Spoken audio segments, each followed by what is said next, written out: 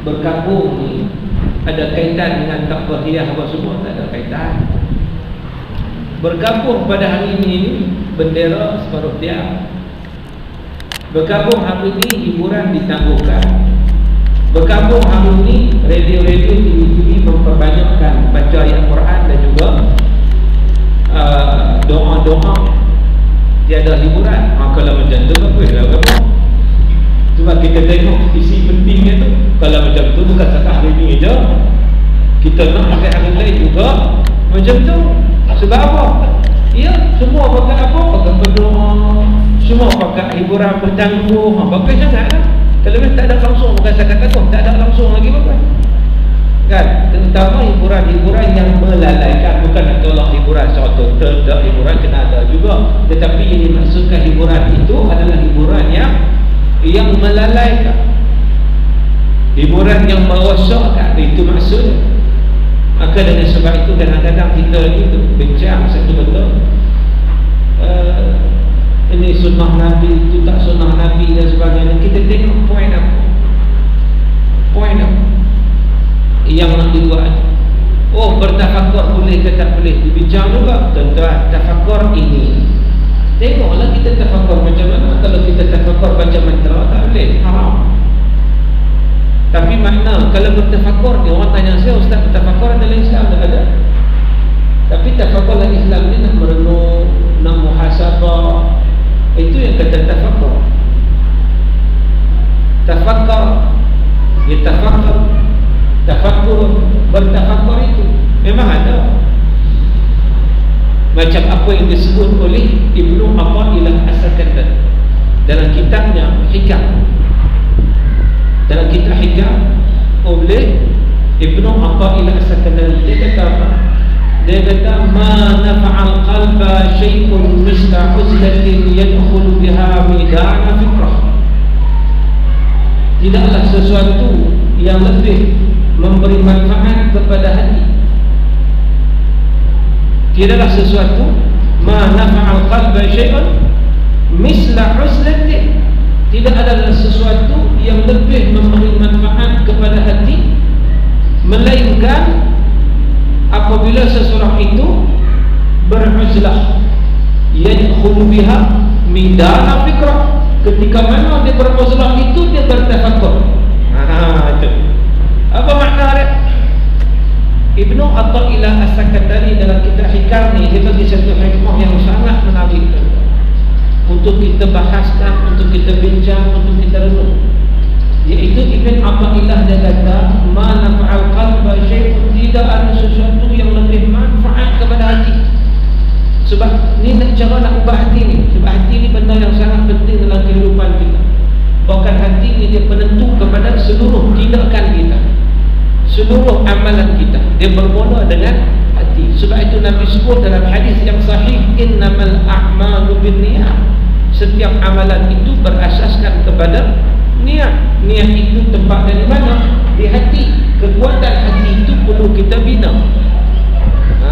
Bila mana kita bina kekuatan hati itu, tuan-tuan, kita bagi input-input kepada dia, ianya akan menjadi hati yang tenang, hati yang hebat, hati yang cemerlang, dan hati yang seumpama ini, tuan-tuan, hati yang dapat menentukan arah tuju perjalanan kehidupan kita, anggota kita dan seumpamanya.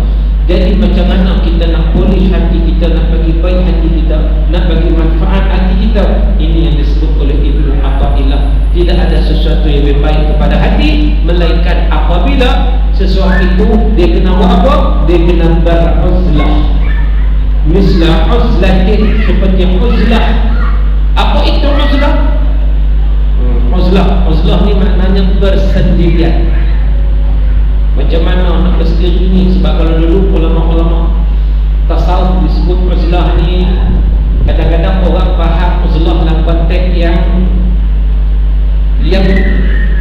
bersendiri ni makna jauh daripada orang, duduk dalam gua tempurung contohnya, tak keluar-keluar. Ada bukan macam tu maksud uzlah ni. Sebab itu Syekh Dr. Muhammad Said Ramadan Al-Buti, beliau menyatakan kita pada hari ini nak duduk jauh daripada orang tak boleh. Sebab kita duduk dalam masyarakat dan kita ada tanggungjawab dalam masyarakat untuk kita laksanakan. Tetapi walaupun kita duduk dalam masyarakat, kita tetap boleh beruzlah. Macam mana nak uzlah? Duduk dalam masyarakat ramai-ramai. Dia kata bahawa cara kita nak uzlah ialah kita ambil satu ketika, satu waktu sebelum kita tidur. Tuan-tuan, belum kita tidur, katakan kita tidur pukul 12 atau 11.30. Semua pakai tidur belakang, anak-anak tidur, semua tidur. Kita ambil 15 minit, 20 minit, setengah jam sebelum kita tidur, kita beruzlah. Di rumah kita boleh beruzlah. Macam mana? Kita duduk seorang-seorang. Duduk, kalau ada balkoni, dekat balkoni. Kalau ada orang tamu, kita duduk seorang-seorang kat orang tamu. Kalau ada beranda rumah, kita duduk dekat beranda. Kan, kalau duduk kat luar lagi cantik. Mana kita bersendirian pada waktu itu. Tak lama, 15 minit, setengah jam. Tetapi masa kita uzlah itu, masa kita bersendirian, itulah kita bertafakur. Bertafakur maknanya kita merenung kebesaran dan keagungan Allah. Hebatnya Allah. Allah bagi nikmat kepada aku banyak sangat. Apakah aku mensyukuri nikmat Allah? Hari ini ada aku buat benda-benda yang melanggar perintah Allah, ataupun ada hari ini aku tak buat benda-benda yang Allah Ta'ala suruh. Jadi tuan-tuan, kita muhasabah, kita merenung, kita melihat kebesaran Allah Ta'ala, dan kita merasai nikmat yang Allah Ta'ala bagi kepada kita sangat-sangat banyak. Kadang-kadang ada orang diuji dengan berbagai ujian. Waris-waris si mati dalam peristiwa MH17, mereka diuji dengan apa? Dengan kematian. Tetapi bukan sekadar mereka diuji, ramai lagi yang diuji. Semua orang diuji. Bab mati ni berlaku sahabat waktu di dalam kehidupan kita. Jiran kita, sahabat handai kita. Mati ni benda yang tak boleh lari. Cuma cara nak mati tu, di mana nak mati, itu satu perkara yang kita tak tahu. Orang duduk di Sungai Ramat, dan tak mesti dia mati di Sungai Ramat. Ada yang duduk di Sungai Ramat, tiba-tiba mati di IJN. Ada yang duduk Sungai Ramat, mati di HKL, Hospital Kuala Lumpur, General Hospital. Ada yang duduk Sungai Ramat, mati di rumah dia. Ada yang duduk Sungai Ramat, mati di New Zealand. Tak tahu. Sebab itu Allah sebut dalam surah Luqman ayat 34. Apa kata Allah? Inna Allah indahu ilmus sa'ah wa yunazzilul ghaib wa ya'lamu ma fil arham wa ma tadri nafsun madza taksibu ghadan wa ma tadri nafsun bi ayyi ardin tamut. Innallaha alimun khabir. Sadaqallahul azim. Allah sebut apa? Allah Ta'ala kata Innallaha indahu ilmus sa'ah. Yang pertama, sesungguhnya di sisi Allah sahajalah ilmu tentang kiamat. Itu yang pertama. Mana bab kiamat ni kita tak tahu bila. Sebab tu Jibril tanya Nabi, mata sa'ah, Nabi kata man mas'ul a'la min as-sa'il. Orang yang bertanya tak lebih tahu daripada orang bertanya. Makna benar ni kita tak tahu, sama-sama kita tak tahu. Itu hak Allah Ta'ala. Satu. Yang kedua, wa yunazzilul ghaib. Hanya Allah Ta'ala yang menurunkan hujan. Kalau Allah nak sekat lagi, hujan tak turun. Allah nak bagi, Allah bagi. Itu hak Allah.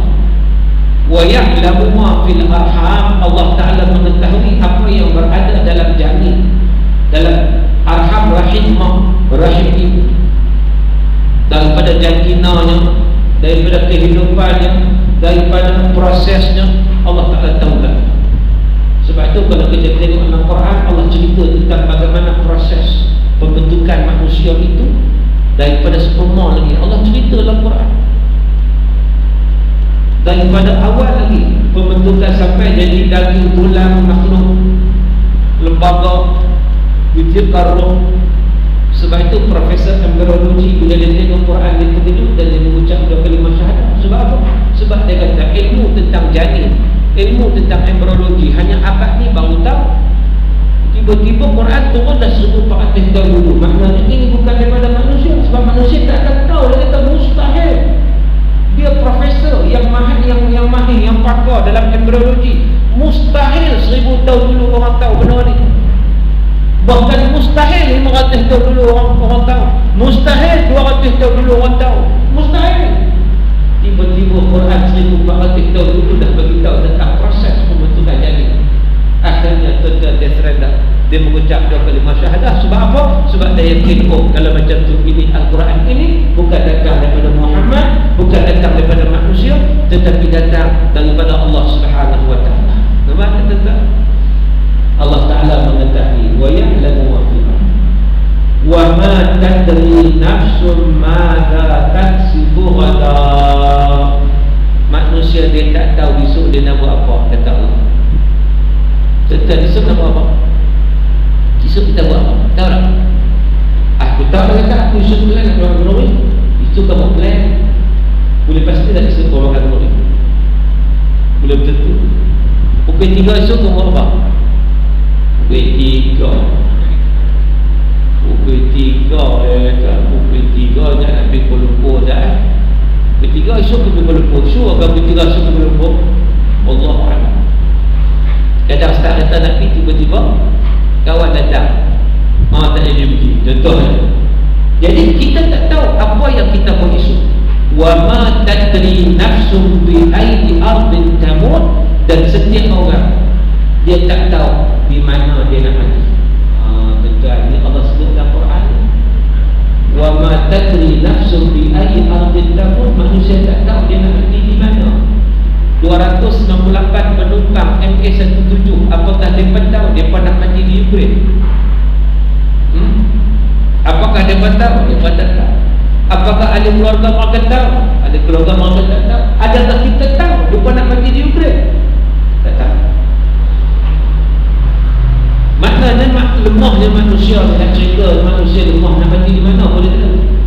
Tapi Allah Subhanahu wa taala Maha mengetahui. Innallaha alimun khabir. Allah Subhanahu wa taala Maha mengetahui dan meliputi pengetahuannya itu. Allah Taala tahu semua sekali. Jadi tuan-tuan, bila mana kita tak tahu kita nak mati bila, kita tak tahu nak mati di mana, memang kita tak akan tahu. Maka dengan sebab itu, kewajipan kepada kita adalah untuk kita membuat persiapan dan persediaan untuk menghadapi saat-saat yang seumpama itu. Sampai masa kita akan mati. Jadi kita patut ambil pengajaran daripada kematian. Saya di hari ini saya bincang bab mati, bab pengurusan jenazah dalam rancangan Anda Muskil di TV1 start tadi. Besok sambung, lusa sambung cerita bab pengurusan jenazah. Sebab tanggungjawab orang hidup terhadap orang mati ini adalah menguruskan jenazah. Itu fardu kifayah. Kalau semua pakat tak buat, semua pakat berdosa kan. Jadi kita kena tahu bila kita urus, tambah-tambah kalau kita urus tuan-tuan, itu lagi baik. Sebab apa? Sebab mengingatkan kita kepada mati. Besok kita akan terwujud laku macam orang yang kita uruskan tersebut. Sebab nak urus orang mati ni 4 ya sebenarnya. 4 kewajipan yang wajib fardu kifayah pun 4 kewajipan. Yang pertama, kita mandikan jenazah. Yang kedua, kita kapankan jenazah. Yang ketiga, kita solatkan jenazah. Yang keempat, kita kebumikan jenazah. Seempat dan menjauh. Yang pertama, mandikan jenazah. Sekurang-kurang mandi tuan-tuan, macam mandi wajib, meratakan air ke seluruh tubuh. Buang kotoran-kotoran dulu, kemudian meratakan air seluruh tubuh. Itu sekurang-kurang.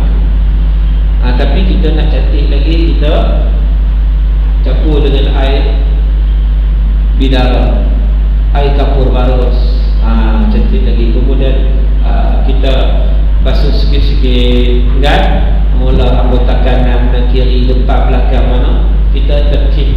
Dan dari sudut kita memandikan jenazah. Tapi sekurang-kurangnya mandi jenazah ni meratakan air seluruh tubuh, macam mandi wajib. Itu sekurang-kurangnya. Kalau kita pergi di Mekah, tuan-tuan, memang dipanggil yang paling korang lah. Sebab apa? Ramai orang kan? Saya nak menempai dia kan? Kena semua sekali. Itu yang pertama mandi. Betapa tertibnya tuan-tuan ajaran Islam. Tak ada dalam ajaran lain, tak ada. Saya tadi sembang dengan seorang staff yang Chinese Buddha.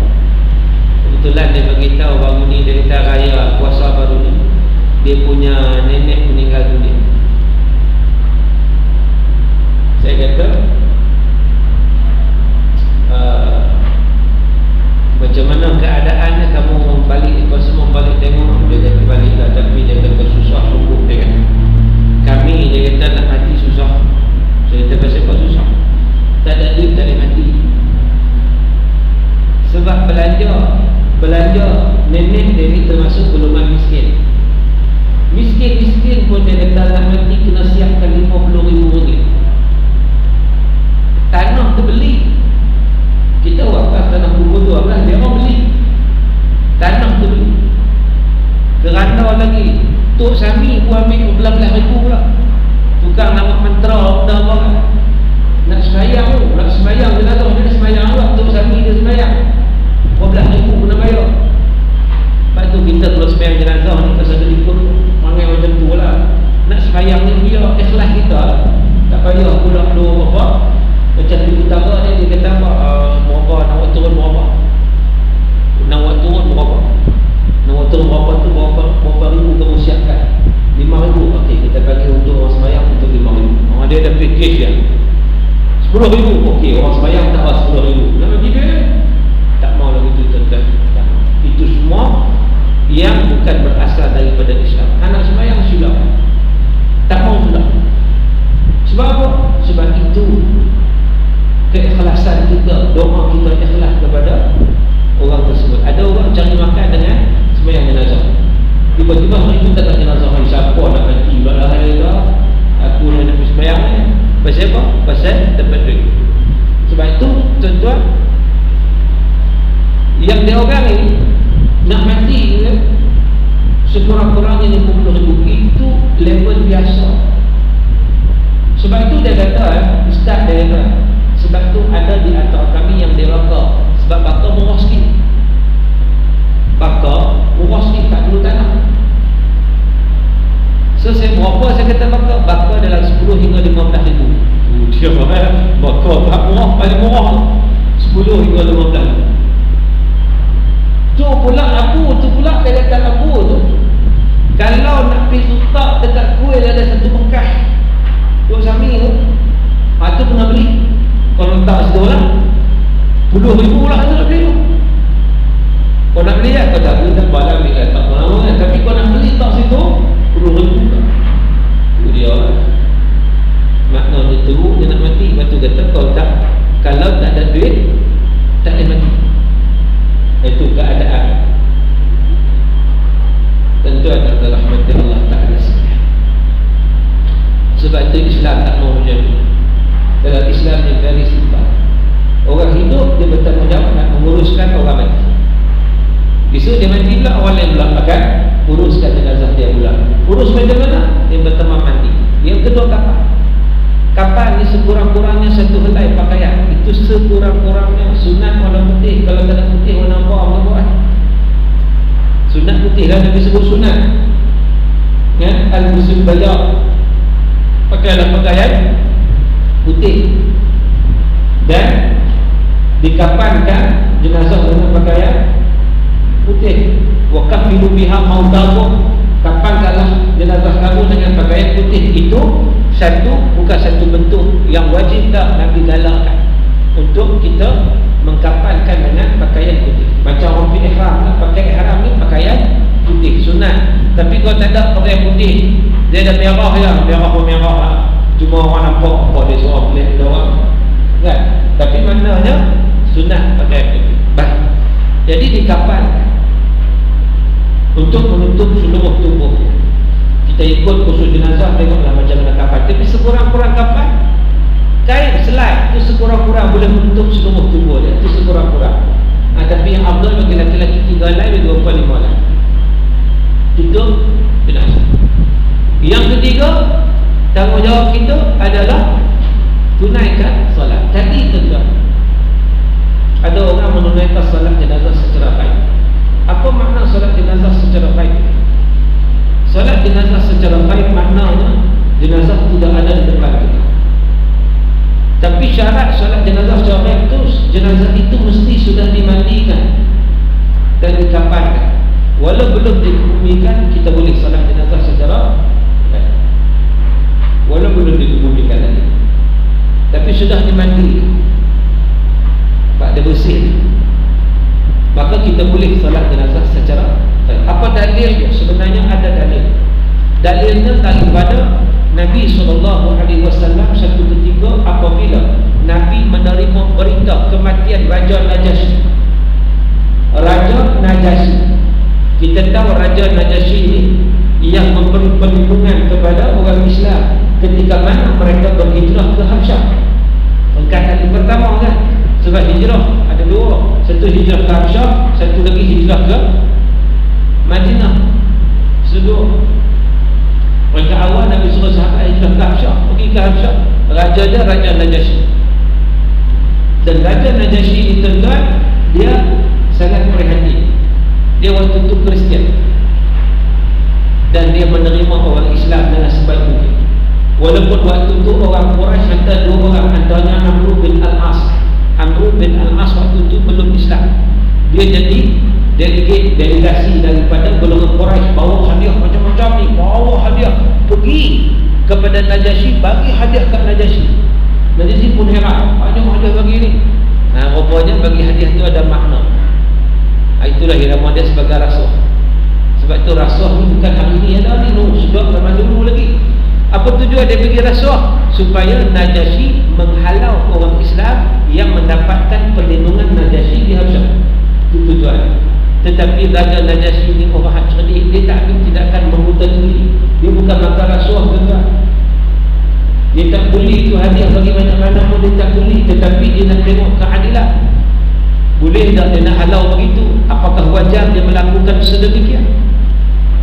Maka dipanggillah rombongan orang Islam yang diketuai oleh Ja'far bin Abi Talib pada waktu itu. Ja'far yang dia menyatakan dengan tegas, dia kata kami ni dulu ni, kami ni semua berhala, kami ni orang jahiliah, kami putus silaturahim, kami buat tak baik pada jiran. Tapi bila Allah putuskan kepada Musa Rasul, dia ajak kami kepada menyembah Allah Ta'ala, dia ajak kami buat baik, dia ajak kami bersilaturahim dan sebagainya. Maknanya apa masalah? Tiba-tiba kami dituduh macam-macam tu. Maka wakil Quraisy berkata kepada Najasyi, cuba tanya dia tentang apa? Tentang Nabi Isa, tentang Isa, Jesus Isa. Ja'far kata bahawa Isa adalah utusan Allah Subhanahu Wa Taala. Dan Ja'far siap membacakan ayat-ayat daripada surah Maryam yang menceritakan tentang Nabi Isa dan juga ibunya Isa bin Maryam. Tuan-tuan, bila dengar ayat Quran yang dibaca oleh Ja'far, mengalir air mata Najasyi sampai membasahi janggut. Akhirnya dia kata kepada Quraisy, wakil Quraisy, dia kata, kamu ambil balik hadiah kamu, pergi balik. Aku tidak akan halau orang Islam. Sebab apa? Sebab mereka tak buat salah apa-apa. Tuan-tuan, itu Raja Najasyi. Dia tahu kebenaran, dan sebab itu dia masuk Islam lepas pada itu. Dia masuk Islam, dia menjadi pengikut Muhammad sallallahu alaihi wasallam. Lalu bila mana Nabi berada di Madinah satu ketika, Nabi dapat satu berita. Nabi dapat satu berita, iaitu kematian Najasyi. Maka Nabi pun mengadakan solat jenazah terhadap Najasyi. Tapi Nabi tak pergi Habsyah, Nabi duduk Madinah. Nabi tunaikan solat jenazah di Madinah terhadap Najasyi yang mati di Habsyah. Maka di situ tuan-tuan, para ulama mengambil dalil tersebut menyatakan bahawa boleh untuk kita tunaikan solat jenazah secara ghaib. Maknanya jenazah tak duduk depan kita, itu maksud jenazah secara ghaib. Jenazah tak duduk depan kita, tapi kita tunaikan solat jenazah macam biasa, 4 takbir sama je. Beza dia ialah jenazah tak depan, tu saja beza dia. Yang lain semua sama, 4 takbir juga yang kata solat jenazah secara ghaib ini. Kalau kita tengok Nabi SAW, itu Nabi pernah buat salat jenazah secara baik. Satu lagi, Nabi pernah buat salat jenazah atas kubur. Nabi pernah buat. Pernah satu ketika ada seorang yang Nabi perhati dia ni orang berkulit hitam. Dia ni bila duduk di masjid, dia pantang tengok ada kekotoran, dia akan ambil kekotoran dia buang. Dia jadi macam nojar lah, tak siap. Tapi dia bukan tak siap, tapi dia tu nak berkhidmat kepada masjid. Tengok kotor dia ambil buang. Dia jaga, tak nak sampai suruh pun, tapi keinginan dia ni rumah Allah, dia jaga betul-betul. Tentu satu hari Nabi SAW tengok tak ada kawan, tak ada. Nabi tanya kepada sahabat, kamu nak perasan ada seorang betul-betul gini-gini, dari mana? Sahabat menyatakan, ya Rasulullah, dia baru saja meninggal dunia. Nabi terkejut. Dia meninggal dunia sebab apa kamu tak beritahu kepada aku? Di mana kuburnya? Sahabat menunjukkan kubur kawan tersebut. Nabi pergi kepada kubur dia dan Nabi tunaikan salat jenazah di atas kubur. Sebab dia baru dikebumikan dalam keadaan Nabi tak tahu, tak dimaklumkan. Sebab kadang-kadang sahabat pun takkanlah beritahu semua kat Nabi kan. Dia ni bukan sampai di depan nobody. Ya, orang pun macam ada semua orang, ada tak ada orang tak perasan pun. Dan tapi Nabi SAW sangat berhati. Nabi tengok dia ni walaupun dia nobody, tetapi dia sendiri di sisi Nabi SAW. Sebab apa? Sebab dia berkhidmat untuk rumah Allah. Tak ada siapa suruh dia, tetapi dia ni memang dia cintakan Allah, cintakan Rasulullah. Maka dia kena jaga rumah Allah dengan secara sebaik mungkin. Maka dengan sebab itu Nabi bila dapat berita tu, Nabi terus cari, kata mati kat mana kubur, pergi kubur, Nabi salat jenazah di atas kubur tersebut. Jadi di sini menunjukkan kepada kita tuan-tuan, ada dua benda salat jenazah yang boleh. Satu, salat jenazah atas kubur boleh, kalau baru dikebumikan kita tak sebab. Yang kedua, salat jenazah secara baik, macam tadi orang buat tadi kan, dilaksanakan salat jenazah secara baik terhadap mangsa-mangsa yang terdiri daripada orang Islam yang terbunuh dalam peristiwa MH17. Jenazah mereka datang sebelum dikebumikan. Hak mana boleh solat-solat ni, hak duduk, hak yang tak ni. Apa sebab dia bawa terus kebumikan kan, terus pergi ke tanah perkuburan kan. Sebab ada solat lah di Ukraine apa semua tu, tak apa, mana kita boleh solat juga, solat secara itu maknanya solat sebagai harta doa kita kepada si mati tersebut. Baik, tuan-tuan yang dirahmati Allah Ta'ala sekalian, itu asas ataupun perkara kewajipan yang ketiga. Yang pertama mandi, yang kedua kafan, yang ketiga salat, dan yang keempat mengkebumikan. Mengkebumikan mayat tersebut, jenazah tersebut. Tuan-tuan, orang bukan Islam tahu tak dia bumi macam mana? Kalau dia bumi dalam keranda dia kan, dia tengok ke atas, dia begitu tahu tengok ke atas. Yang bumi Islam kan? Mana ada agama lain buat macam Islam kan? Iaitu bagi memberi menghadap kiblat. Tak ada. Islam cantik, comel, ada sistem dia, ada disiplin dia. Kalau masa hidup kita menghadap kiblat, masa mati pun menghadap kiblat. Jadi tuan-tuan, dikebumikan jenazah tersebut. Ini juga menjadi satu kewajipan kepada orang yang hidup untuk mengkebumikan jenazah orang yang meninggal dunia. Itu 4 perkara yang wajib dilakukan oleh orang hidup kepada orang mati. Cuma kadang-kadang satu perkara juga kita kena tahu, bila mana berlaku kematian ni, pertama sekali sebelum kita buat benda tu, kita nak pastikan jenazah itu berada dalam keadaan baik. Sebab itu bila mana dia menghembuskan nafas yang terakhir, pertama sekali kita salin pakaian dia, cuci kalau ada kekotoran, kemudian kita ikat daripada kepala dan juga ikat mana? Ikat ke mana? Tarik, ikat ke atas kan. Siapa tingkat ke bawah? Sebab apa? Ada sebab lah. Kita tengok ada jenazah ikat kat mana? Ditarik ke sini, diikat ke atas. Sebab apa dia tak ikat pada bawah? Sebab apa? Ada reason? Tahu sebab apa? Sebab kalau ikat kat bawah tu pakai tudung. Mana ada orang pakai tudung ikat belah atas? Ikat belah atas ni banyaknya. Dia tak nak bagi mulut terbuka. Mulut terbuka diikat. Kemudian perut dibengkung atau letak sesuatu benda yang berat. Kemudian sendi-sendi ini dilonggarkan dengan minyak-minyak apa. Kalau pada orang kata isyak lapar, longgarkan kemudian dia tiapkan.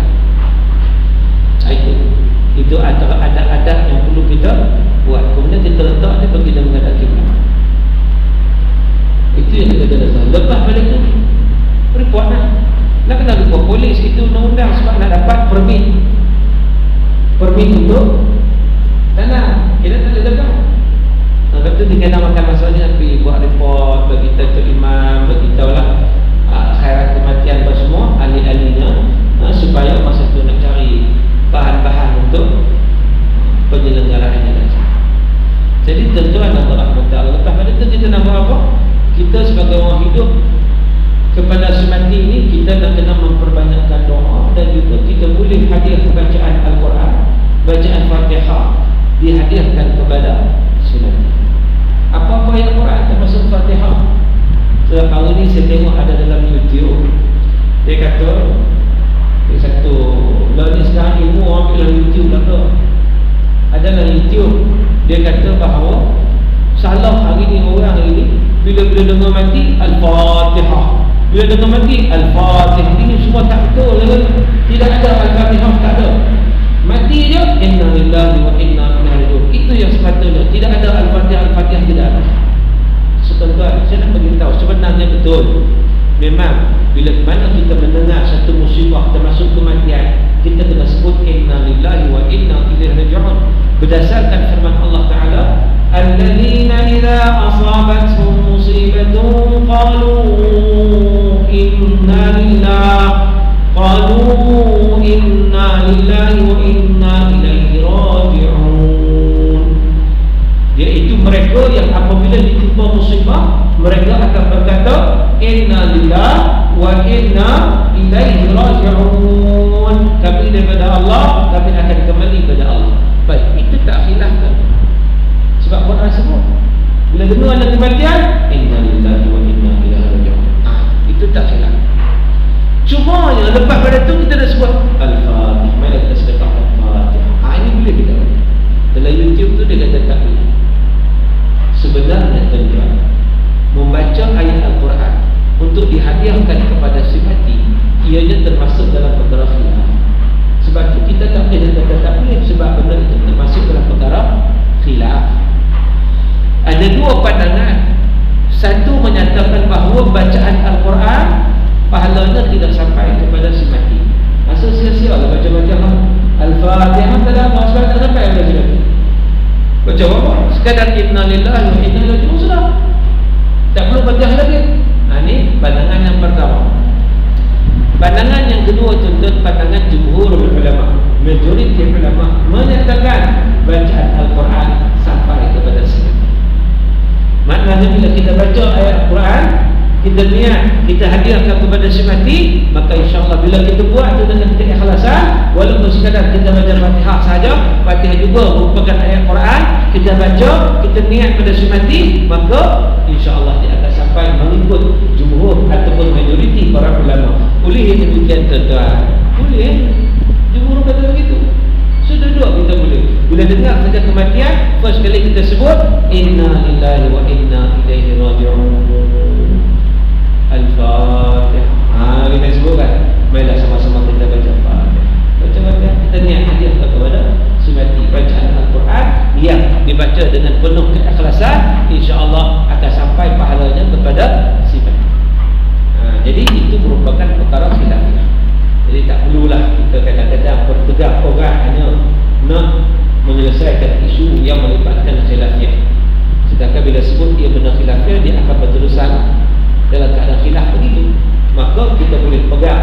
kepada pandangan majoriti. Baik, tuan-tuan, nampaknya sudah masuk waktu Isyak bagi kawasan Sungai Ramal dan kawasan-kawasan yang sewaktu dengannya. Boleh jadi demikian, kita bagi laluan terlebih dahulu kepada azan Isyak, dan insya-Allah kita akan sambung lepas azan Isyak. Allah.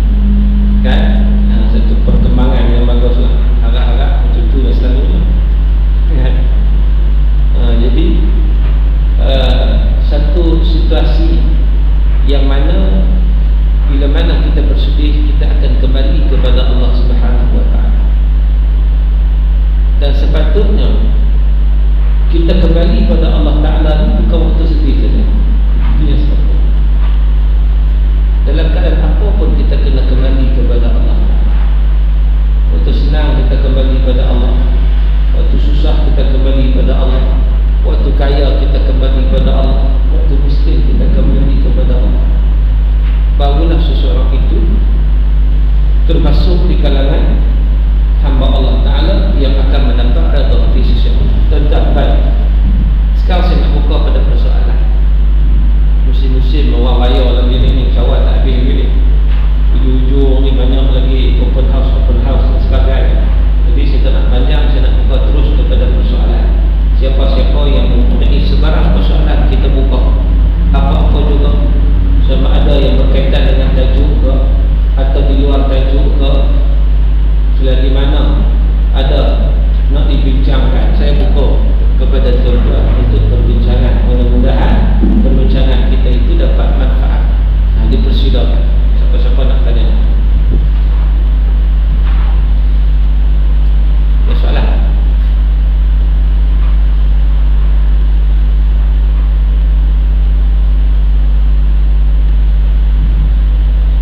Ada soalan? Ya, silakan.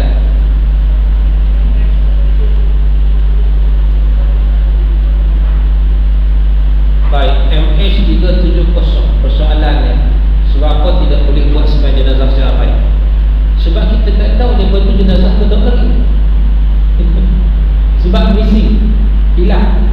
Kita tak dapat pastikan bahawa apakah mereka benar-benar sudah mati ataupun tidak. Maka dengan sebab itu, dia kata solat jenazah secara baik ini ialah satu benda yang pasti. Kalau benar tak pasti, mungkin dia hidup lagi. So kita tak tahu. Maka dengan sebab itu kena usaha cari lagi. Para fuqaha bincang benda ni, lama mana nak tunggu. Ada bagi pandangan setahun, ada kata 2 tahun, ada kata 4 tahun, ada lagi ikut kaedah-kaedah tertentu. Tapi apapun kebenaran dia balik kepada pemerintah lah. Kalau majlis fatwa atau kerajaan yang keumumkan, okey, kita sudah memang kita istirahatkan mati contohnya. Barulah dia bukan sekadar solat jenazah saja. Dia ada kaitan dengan harta pusaka, dia ada kaitan dengan isteri, kan? Dia jadi janda, dia berkaitan dengan anak yatim dan sebagainya. Tetapi ini baru beberapa bulan, maka belum lagi diusahakan. Sebab mereka tidak diketahui. Macam MH7 dia, walaupun itu secara tragedi, tetapi jelas mati. Maksud urusan senang. Tapi MH370 memang tak jelas. Sebab apa tak tahu. Ada yang kata selamat, ada yang kata jatuh, tak tahu nama-nama macam mana. Kalau bukti kat mana, bukti pun tak ada. Kalau ada kau cari-cari baju, tak ada. Apa pun tak ada sekarang ni. Maka dengan sebab itu tak boleh buat salat jenazah secara baik. Wallahu a'lam. Baik. Lain soalan? Dibuka lagi.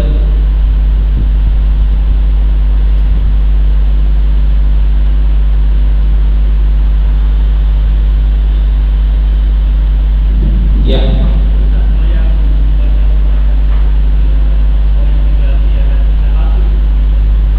Yang dah lama.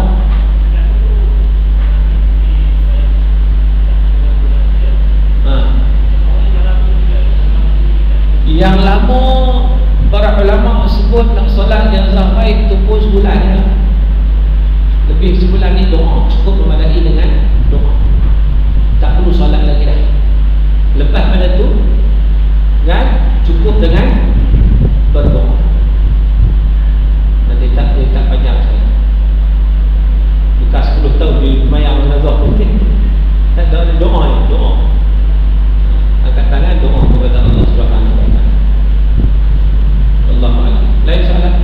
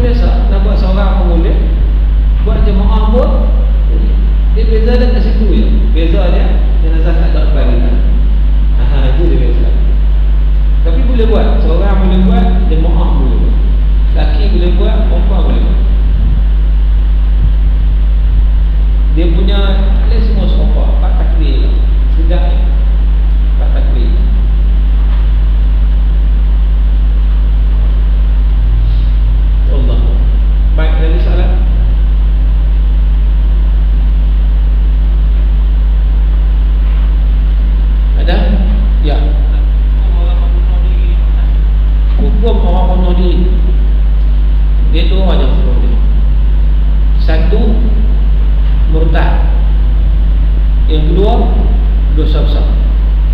Dua. Macam mana jadi murtad, macam dosa besar. Orang bunuh diri, dia jadi murtad, terkeluar daripada Islam apabila dia menghalalkan perbuatan bunuh diri. Bila dia menghalalkan sesuatu yang diharamkan oleh Allah, maka dia terkeluar daripada Islam. Sebab kita tak boleh menghalalkan sesuatu yang diharamkan oleh Allah. Itu satu. Yang kedua, dia tidak menghalalkan bunuh diri, tetapi dia distress, kan? Dia bergaduh dengan pasangan, dia turun tension, dia terus bangun kan? Dia tidak murtad di Islam, cumanya dia melakukan dosa sebab dia melakukan tindakan yang tidak dibenarkan oleh hukum Islam. Kebanyakan dia tidak menghalalkan bunuh diri. Jaranglah orang menghalalkan bunuh diri dah. Kebanyakan orang dia bukan menghalalkan bunuh diri, tapi dia tak boleh, keimanan dia tak mampu nak menahan kesabaran, menyebabkan dia melakukan perkara-perkara. Biasanya orang tak tenang. Cuba tengok yang baru-baru ni, pelakon Robin Williams ni. Walaupun duit cukup banyak, harta banyak, rumah besar, agak indah, tetapi dia tak tenang. Dia gantung diri, bunuh diri. Tapi dia bukan Islam, itu cerita lain lah. Memang daripada awal lagi. Dia cerita orang Islam, dia bunuh diri orang Islam. Maka tengok dia bunuh diri itu, dia sedar atau tak sedar. Ada orang dia bunuh diri, kadang-kadang dia tak sedar. Mungkin dia disihir kan? Mungkin dia disihir. Ada seorang student disihir. Ni yang saya dapat tahu cerita dia disihir. Dia pergi dekat satu tali air, dia terjun dalam tali air. Orang kata bunuh diri. Apa ni dia disihir, dia tak sedar. Masuk sampai ke dalam. Orang berenang cari, berenang. Tapi takdir Allah mengatasi segalanya. Orang jumpa dia dalam keadaan lupa penuh dalam badan, lampau bahu dia, sampai tekan hidup. Tapi ada orang kata apa ni, dia bunuh diri tak? Dia bukan bunuh diri, tetapi kerana dia tak boleh kontrol diri dia. Sebab apa? Sebab dia disihir, maka dia dimaafkan orang seorang. Tapi kalau kehendak dia bunuh diri itu di atas kehendak diri dia, maka dia berdosa besar. Sebab itu dalam hadis Nabi SAW, Nabi menyatakan siapa yang mati bunuh diri minum racun, esok dia akan minum racun dalam neraka Allah Ta'ala. Siapa yang bunuh diri lompat daripada tempat tinggi, esok dalam neraka dia akan lompat itu juga dalam neraka Allah Ta'ala. Mana ini satu warning daripada Nabi supaya jangan melakukan tindakan yang seumpama itu, satu tindakan yang salah, yang berdosa besar. Allah. Baik, dan soalan?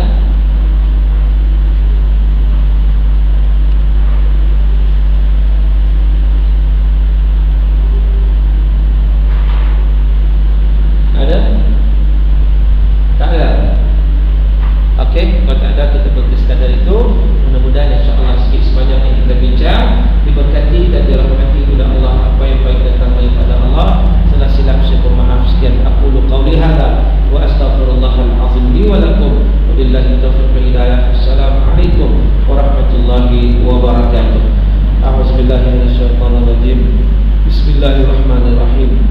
Alhamdulillahirabbil alamin wassalatu wassalamu ala asyrafil mursalin wa ala alihi wa sahbihi ajma'in. Allahumma ij'al jam'ana hadza jam'an marhuma wa